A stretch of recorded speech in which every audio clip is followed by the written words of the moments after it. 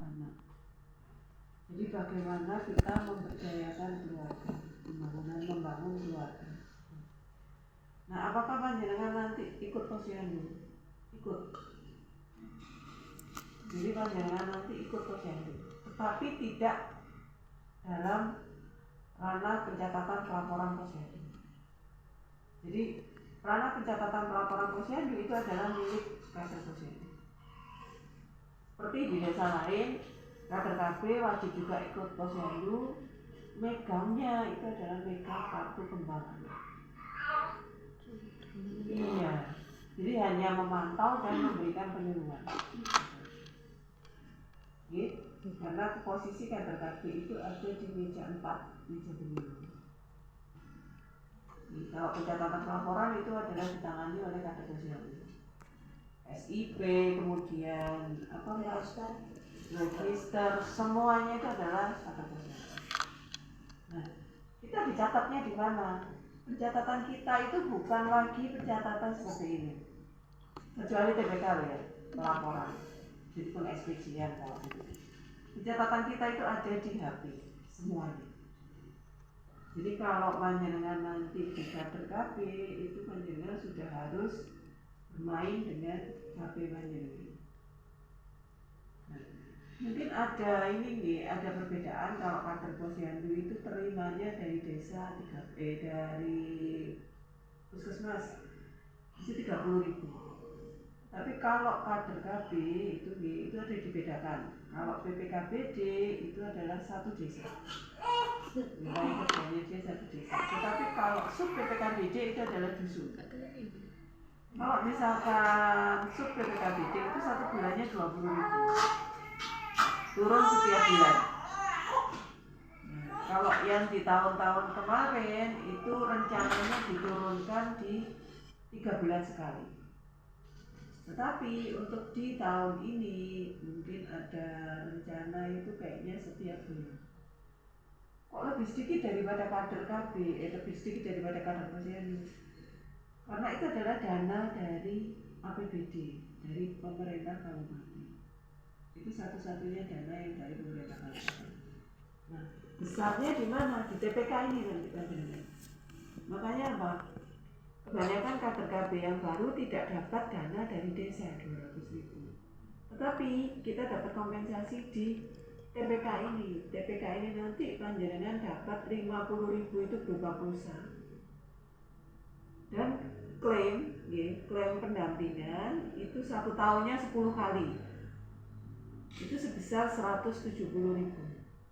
Nah, di 2026 ini ada program tambahan lagi dari Badan Pangan dan Gizi. Namanya MBG. Per sasaran MBG, dengan kemarin yang di TPK lama itu kan sudah dimintain nama-nama sasaran. Itu kalau Josari itu SPPG-nya SPPG-nya ada di dusun Kedungrejo, dekatnya depannya masjid katanya. Itu sudah beroperasi? Belum. Nah, pada saat nanti dia beroperasi, nanti nama panjenengan itu akan kita setorkan ke SPPG. Jenengan nanti yang berhak untuk mengedarkan MBG untuk bumil, kemudian balita non sekolah dan bufas. Bufas ini berapa usia berapa? Bufas itu usia 0, bayinya 0 sampai 6 bulan. Karena 0 sampai 6 bulan bayi tidak boleh makan apa-apa kecuali hasil eksklusif. Makanya yang dikasih itu adalah ibunya. Tetapi begitu bayi itu beranjak di usia 7 bulan atau 6 bulan lebih 1 hari, panjenengan lapor ke pihak SPPG bahwa ada perubahan data. Itu nanti langsung MBG-nya untuk balita. Nah, kalau misalkan ada di panjenengan itu usia 3 tahun, itu kan masih badutan masih ranah balita juga. Tapi dia sudah sekolah PAUD. Walaupun PAUD-nya itu tidak dapat MBG, tetapi tetap tidak boleh panjenengan masukkan. Karena apa? Dia sudah sekolah, nanti datanya itu entah kapan pasti akan dapat MBG di sekolah. Itu. Oke. Nah, karena Rejosari ini belum jalan MBG-nya, maka itu nanti akan ada cross check data lebih lanjut oleh SPPG. Yang sudah jalan, insya Allah Karanganyar, Ngempet sama Sidogiri. Kemarin sudah koordinasi SPPG-nya dengan kader TPK yang baru. Rencananya kemarin itu dapat bocoran dari petugas SPPG. Panjenengan ngantarkan itu kan setiap hari Senin sama Kamis. Satu orangnya jadi satu gembreng. Kalau misalkan di rumah itu ada 2 gembreng. Untuk bumil sama anak usia 3 tahun tapi belum sekolah. Berarti balita sama ibu hamil. Berarti satu rumah nanti jenengan hitungannya satu orang itu 1.000. Jadi satu gembreng itu 1.000. Nah, itu panjenengan mengantarkan ini. Kalau misalkan sasaran panjenengan, kalau di Sidogiri itu satu TPK dia sasarannya itu ada sekitar 70-80. Itu turunnya nanti nih, transport ini sebagai tambahan transportnya TPK itu mungkin turunnya entah sebulan sekali, entah 2 bulan sekali. Itu semua apa kata dari SPPG, jadi Badan Pangan. Tetapi kalau TPK saya sudah bisa menjanjikan bahwa tahun ini panjenengan nanti akan dapat 50.000 pulsa dan 170 kalau panjenengan melakukan pendampingan dengan SPG. Jadi harus SPG dulu dibuat, baru kemudian cair. Siapa yang harus panjenengan dampingi? Kalau di Kemenduk Bangga kita bilangnya ini Kemenduk Bangga ini, jadi kita kementerian sendiri, kita bukan pemerintah Kabupaten Pasuruan, tetapi kita pusat.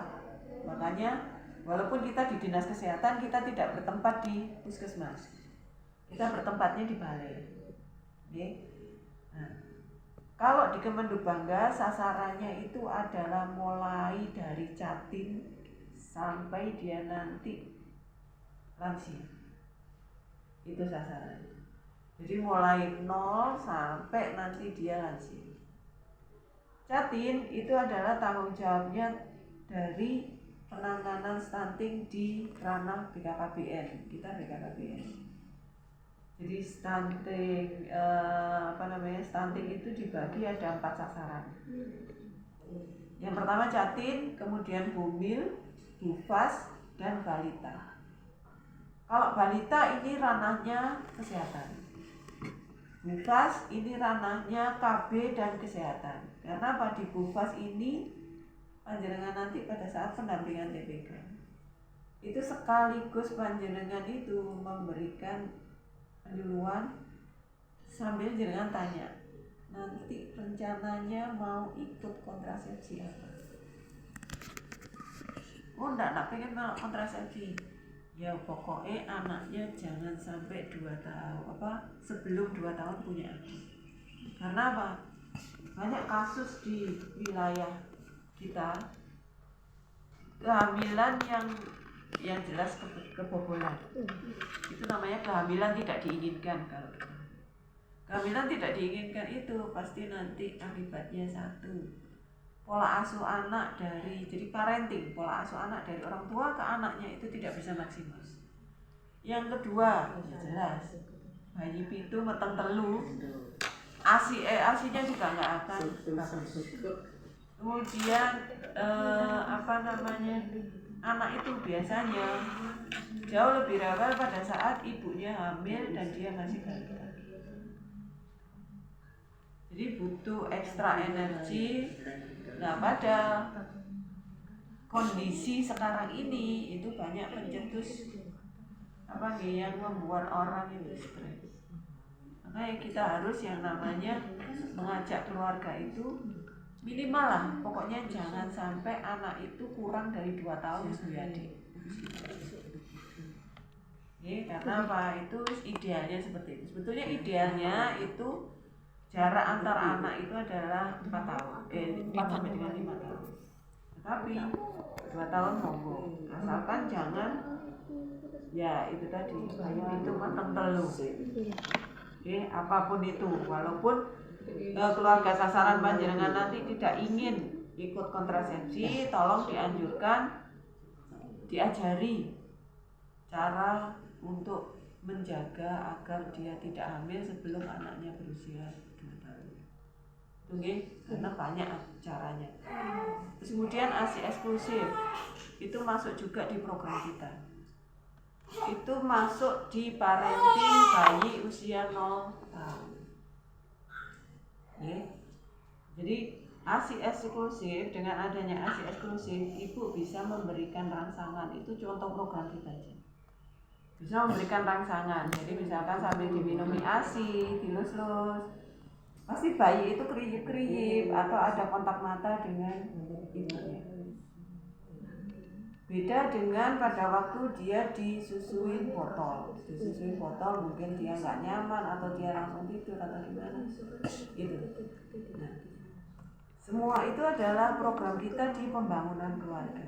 Kemudian di kependudukan. Kependudukan itu kita nanti punya program, setiap tahunnya kita nanti ada yang namanya pendataan keluarga. Kalau pendataan keluarga itu setiap 5 tahun sekali. Tapi kalau pemutakhiran itu kita ada setiap tahun. Nah, untuk TPK itu yang wajib dilakukan adalah verval. Verval itu nanti ada di HP. Jadi kita semua tidak memakai kertas. HP semua. Makanya kemarin sama Bu Inggi sama mbak-mbak yang sebelum jenengan itu jenengan dipilih karena apa? Bu, jenengan tak pilihkan yang pinter HP, yang pinter IT gitu. Karena kegiatan kita pencatatan pelaporan semuanya melalui HP. Oke. Nah, sudah itu yang terkait sub PPKBD sama BPKBD nggih. Nah, ini yang terkait TPK. Saya lebih banyak bicara tentang TPK karena tugas kita yang di 2026 ini cukup banyak. Jadi tugas kita di 2026 ini tadi TPK selain MBG itu nih. Kemudian ada lagi verval. Jadi verval itu dilakukan oleh kader KB selaku tim pendamping keluarga. Jadi yang melakukan verval itu adalah tim pendamping keluarga. Kenapa kok tim pendamping keluarga? Karena verval itu adalah data basis sasaran kita. Dari mana Bu? Apakah nanti HP saya buahnya aplikasi? Enggak. Aplikasinya hanya satu. SIGA LCMIL itu saja. Jadi verval pakai itu, kemudian pendampingan, pencatatan pendampingan sasaran di TPK juga pakai itu. Nah, selebihnya nanti kita kalau PK itu kita pakai aplikasi sendiri, tapi itu nanti bisa berubah-berubah. Ya, jadi saya tidak bisa mengajari panjenengan nanti kalau pendataan keluarga aplikasinya seperti apa, karena itu senantiasa berubah. Tahun kemarin contohnya kita hanya pakai Chrome, jadi tidak pakai aplikasi. Tapi tahun-tahun sebelumnya untuk pendataan keluarga itu pakai aplikasi. Nah, kalau verval ya jelas aplikasinya adalah SIGA LCMIL. Terus kemudian panjenengan pencatatan pelaporan misalkan, panjenengan pelayanan KB, panjenengan harus mencatat itu di SIGA. SIGA kami bisa dijangkau melalui Chrome. Jadi bukan aplikasi sendiri. Ini saya ajarin jenengan. Kalau yang untuk SIGA LCMIL itu adalah aplikasi wajib bagi tim pendamping keluarga. Ini kita sudah mulai membuat SK untuk SIGA LCMIL. Jadi nanti posisinya seperti ini. Itu aplikasi. Ini aplikasinya. Itu bisa di-download. Bentar, bukan di-download di Chrome, tapi jangan punya nomor ya Mbak. HP ini ada mungkin sudah saya pernah kirim ke ini. Ini wifi-nya kalau mau ketik dulu KB Keraton karena itu saya hidden ya.